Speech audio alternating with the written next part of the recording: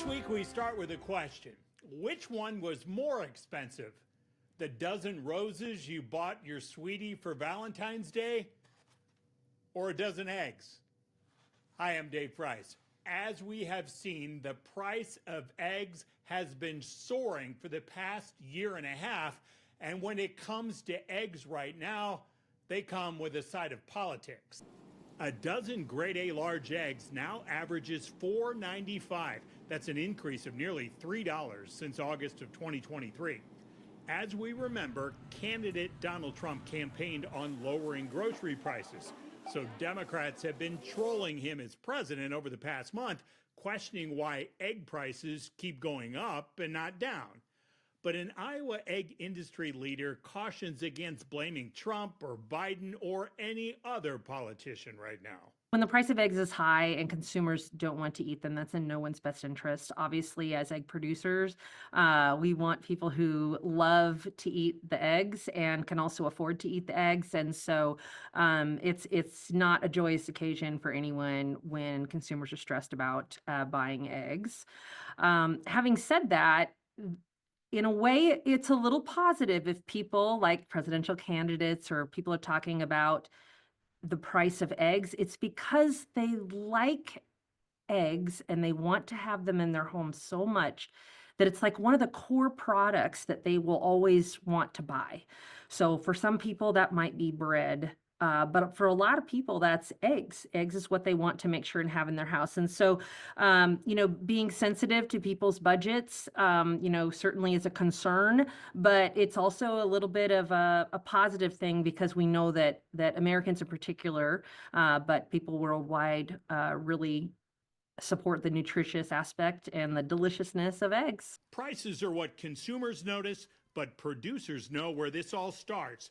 Humans dealt with the COVID-19 pandemic, but egg producers have their own virus. And because of it, they have had to kill tens of millions of birds once an infection is detected in a flock or facility. Probably the largest factor that's affecting egg prices in this moment in time, as well as last year, would be highly pathogenic avian influenza, or HPAI, or commonly known as bird flu, but that's kind of a misnomer, so we prefer to call it high path. But in any case, the bird disease is affecting them, and certainly when the birds get it, it does have to be contained because it can spread so easily. And when you're unfortunately having to destroy birds, that's just destroying your supply. And it destroys it immediately. There's not those hens to be laying the eggs, but then there's a waiting period and a cleaning period and a biosecurity protocols have to be brought up to speed, and to make sure that the food is safe, obviously, and the birds are safe. But that just affects the supply greatly. And then if you think about it, eggs actually, even though they have been expensive, but still compared to other types of proteins, are still a good value product. And so their demand just continues stronger and stronger, which is a positive thing in general. But when you have this, huge reduction in the supply and then a continued ramp up in demand, it has just caused an excess on prices just because of avian influenza. And then there's inflation. That might be one of the bigger reasons why Trump got elected again. Inflation and prices are too high on too many goods, and that is also pressuring the egg producing process. Something to think about too is eggs are, from the pricing standpoint, kind of taking it twofold with pricing concerns, because anything that it's affecting any other product on America's shelves is also impacting the price of eggs. So you got to think of, labor costs, transportation costs, packaging costs, the marketing costs, every single thing that Americans are concerned about as increasing, that's also a portion of the price of eggs that's increasing.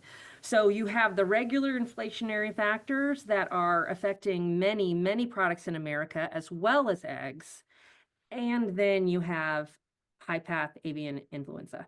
Mindy Larson and a lot of other industry leaders blame wild birds for a lot of this spread, since those birds will fly into one place and then fly to another and another, especially as the weather is changing and it is very difficult to keep these birds out. But birds, especially small ones like your barn swallows, for example, they're tiny little birds and they can get into, tiny spaces. I sense of my board members that are my bosses are a lot of exasperation because they're just doing a great job of making sure that their biosecurity and safety at their facilities is not only excellent, it's beyond excellent, top notch. And then we're still having these incidences. And so I do think that having great biosecurity does reduce the likelihood of getting um, avian influenza, but at the same time, it is very frustrating that they can still get it. So long term, there is a discussion, and this is going along. The scientists in our government are having a discussion about vaccines, but that solution is not as simple as it might sound. Now, here's where politics would come into this. If vaccinations become more viable and widespread, then American politicians would have to convince foreign leaders to accept American products from animals that had been vaccinated. That's been a tough conversation so far. The second thing to think about would be the cost. Will it be American taxpayers who will pick up the tab here to pay for the vaccinations, or will the American producers have to shoulder that burden? Something to think about as we all complain that our eggs are about $5 a dozen. That is Inside Iowa Politics for this week.